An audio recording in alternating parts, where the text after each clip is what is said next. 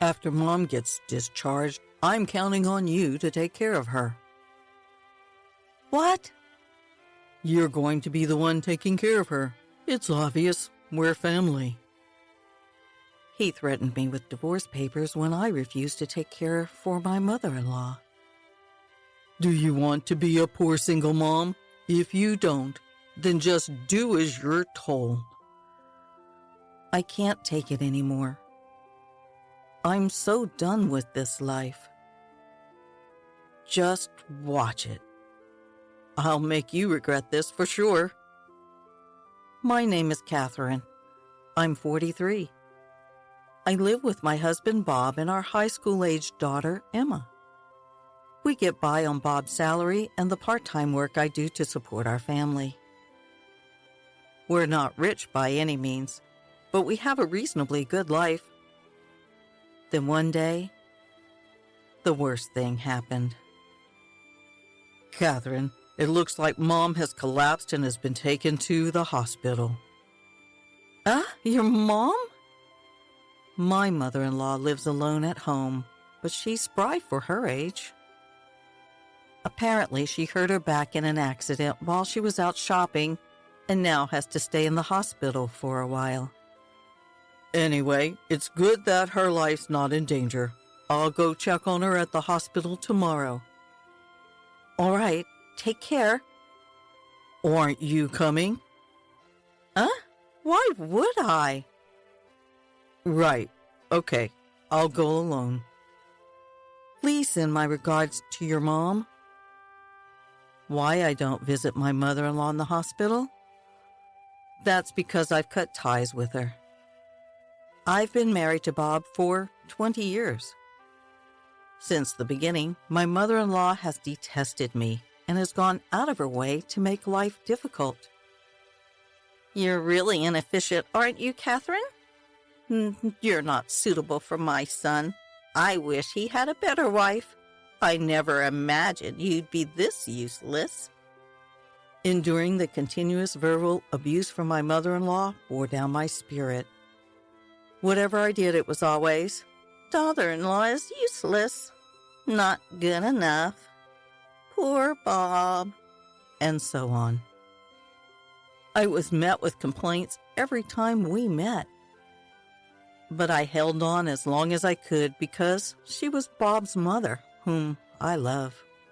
However, even after my daughter Emma was born, the mother-in-law's harsh words did not stop. On the contrary, she started finding fault with Emma as well. Just great. The long-awaited grandchild is a girl. She can't carry on the family name. She's of no use. If it's a girl, she should just at least be pretty. Who on earth does she take after? Amidst the difficult days, the worst situation that finally decided the end of our relationship occurred. One day, when my mother-in-law was unusually relaxed at our house, my daughter ran up to her with a picture book. Granny, can you read this? The moment Emma handed over the book, mother-in-law knocked it down and hurled at Emma. Don't touch me with your dirty hands. I don't need an unattractive grandchild like you. Emma was startled by her grandmother's loud voice and began to cry. Granny's scary. I'm scared. She must have been very sad. She was sobbing, and it hurt me to see her like that. Even yelling at my young daughter, I had reached my limit. "Hey, mother-in-law, what do you think you're doing?" I rushed over, but my mother-in-law showed no signs of remorse. Rather, she snapped, "It's your daughter's fault." "You've got to be kidding. I saw what you did. You knocked Emma's book out of her hand, didn't you?" "She tried to touch me with her dirty hands. Is there a problem?" "Dirty hands? How can you say that? If you're going to do this to my daughter, don't come to our house anymore." "Huh? Don't get cheeky with me. I don't care about you all. I just came to see Bob." "This is also the house of me and Emma. Stop making silly excuses." In this way, my mother-in-law got into a big argument. Bob just stood there flustered saying, "Hey, both of you, please stop," and didn't even warn his mother. Mother-in-law eventually went home grumbling all the while, but this proved to be the final straw. "I can't deal with your mother anymore. I'm fed up with you not defending me and Emma. Let's get divorced." When I said that, Bob started flustered again. "Hey, wait a minute. Even I find my mom tough to deal with. I just couldn't say anything because it was all so sudden today. I'm on your side, Catherine and Emma." People can say anything they want, but unless you act on it, it means nothing anyway, and I can't take it anymore. Then my husband made a proposal. Okay, if you insist, Catherine. I don't mind if you cut ties with my mom, but please, I beg you, don't divorce me." I was torn. Would there be any benefit staying with such an unreliable husband in the future? Even if we cut ties, could I really avoid any interaction with my husband's mother forever? In the end, the reason I didn't go through with the divorce was because of our daughter. Our daughter adores her father, and he's a good and caring dad when he's with her. For our young daughter's sake, taking away her father right now wouldn't be right. So I decided to put the divorce on hold on the condition that I'd sever ties with my mother-in-law. But if anything else happens, I won't be lenient. "I get it. I'll talk to my mom too." And with that, we reached an agreement, and I severed ties with my mother-in-law. I'll never let my daughter meet her grandmother again. That was a condition of our reconciliation. After 10 years, I can't forget what my mother-in-law did. As for visiting her, that's out of the question. Frankly, what happens to my mother-in-law isn't my business. A few days later, my husband came to me with a serious look on his face. "Catherine, I need to talk." "What is it?" My husband looked awkward in response to my question. "It's about my mom. Apparently, she'll need care after she's discharged." "So what?" "It'll cost a lot if she goes to a facility, right? So I was thinking we should take care of her at home." "Oh, that's impressive. Good luck." "No, not me. You." "What? What is he talking about?" "What? You're not seriously. You know that my mother's in a bad way, right, Catherine?" "So what? You know I've cut off all ties with your mother, right?" He fell silent. The fact that he even suggested this was beyond my comprehension. To avoid any unwarranted expectations, I laid it out for him clearly. "Look, I have a job too, you know, and there's no way I can take on the responsibility of caring for your mother." "But you're just working part-time, right? Surely you can find some time to take care of my mother." "If that's what you think, then I'll just talk to my boss about switching to full-time. How about that?" There was no point in dragging out the conversation. My feelings weren't going to change, and his timid demeanor was only annoying me. Although he looked like he wanted to say something, I naturally ignored him. The next day, it seemed he'd spoken to his mother in the hospital as she called me. "Excuse me, Catherine? What on earth are you thinking, refusing to care for your own mother-in-law?" Yes, I refused. Is there a problem? Her bizarre shriek came through the phone when faced with my calm response. "A problem? Don't be ridiculous. How dare you refuse to care for me in my time of need?" "Of course, I've cut you off, remember? You're not even my mother-in-law to me anymore. I have no desire to help you with your care." "What did you just say? How dare you, you impertinent child. Absolutely will not tolerate this refusal." To be honest, I considered just hanging up on her. It was a hassle. But if I didn't firmly reject her now, she'd probably just keep calling. I was prepared to settle this today, so I faced off with my mother-in-law. Do you remember why I cut you off in the first place, mother-in-law? What do you mean? Are you implying I've done something wrong? Have you already forgotten? Because of your insidious bullying and your appalling attitude towards my daughter, my husband also agreed to this decision. Goodbye. Wait, hold on. With no further discussion, I ended the call and promptly blocked her number. A few days later, Bob tried to bring up the topic again. Hey, about my mom. Again? I couldn't hide my irritation as I responded. Just so we're clear, I have absolutely no sympathy for my mother-in-law, no matter what happens to her. I've told you again and again that I won't provide care, right? Unexpectedly, her normally compliant husband shot back without hesitation. No, you're going to take care of my mom. Count on it. What? What does he mean? I've repeatedly stated that I don't want to have anything to do with my estranged mother-in-law. Is he like a chicken, forgetting everything after taking 3 steps? Count on it is not the response, right? I said I won't provide care, remember? I fired back defiantly, but my husband is different today.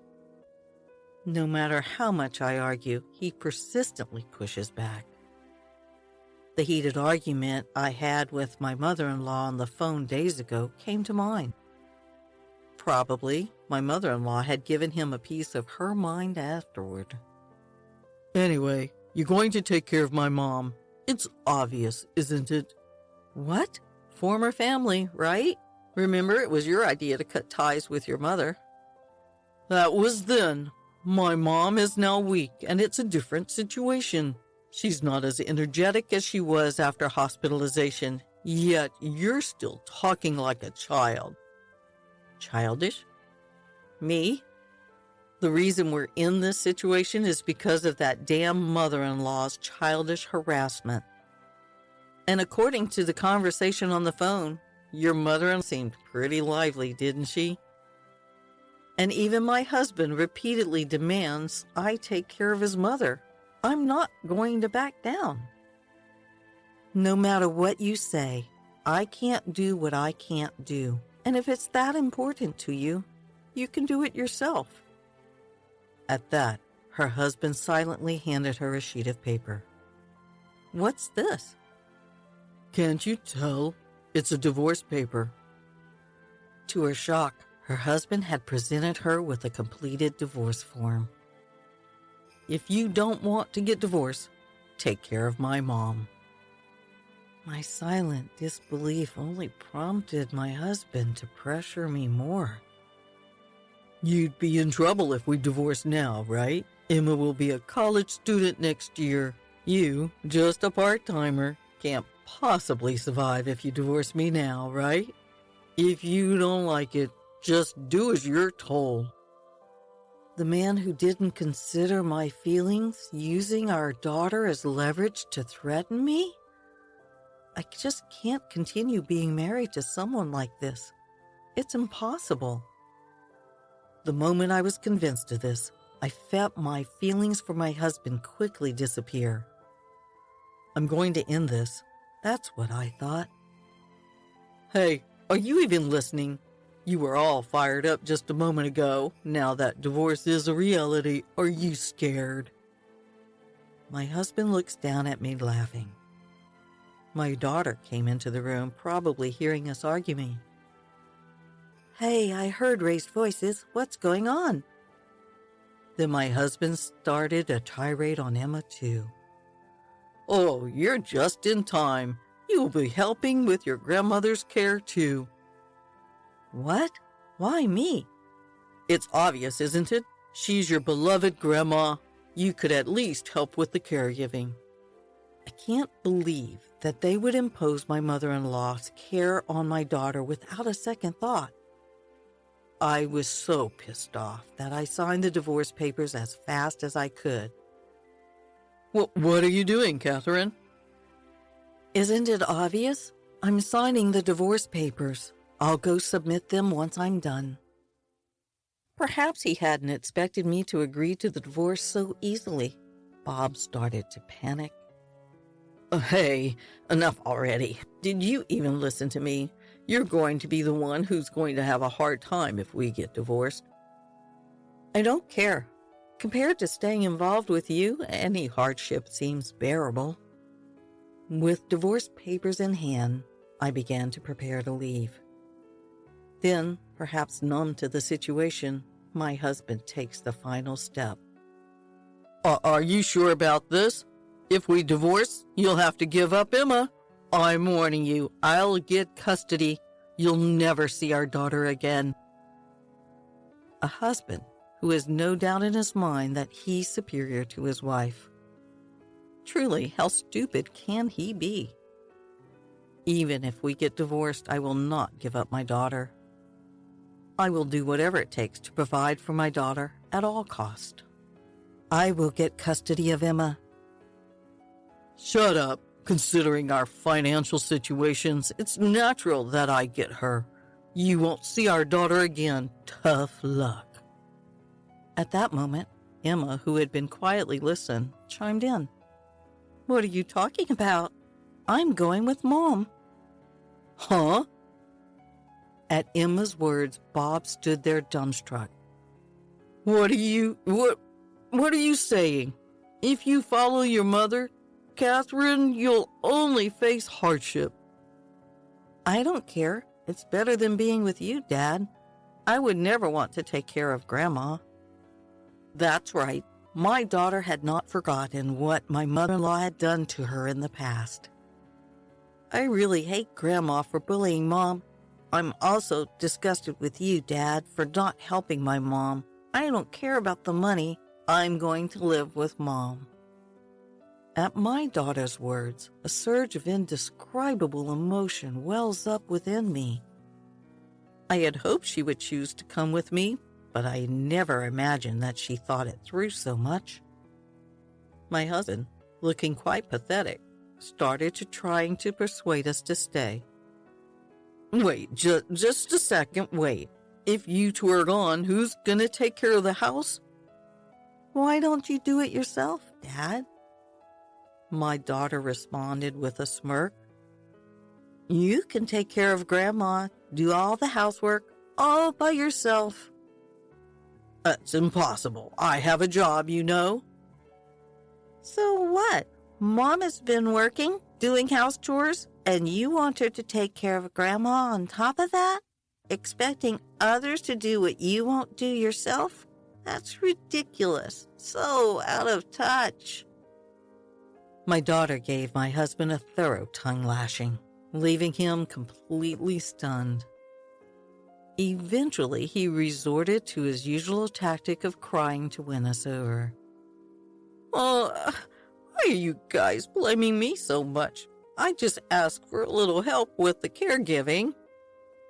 There was a time when we might have let it slide, but neither my daughter nor I have that kind of patience anymore.